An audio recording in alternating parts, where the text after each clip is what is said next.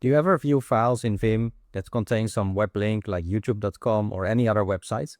Well, you can instantly visit a website inside any file in Vim by going to the link. So putting your cursor under that, putting the URL under your cursor, so the website under your visible cursor, then pressing escape, GX, and it opens the website instantly. Now this works for any website.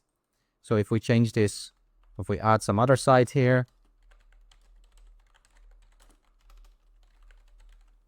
and then press GX, you'll see it instantly opens that website.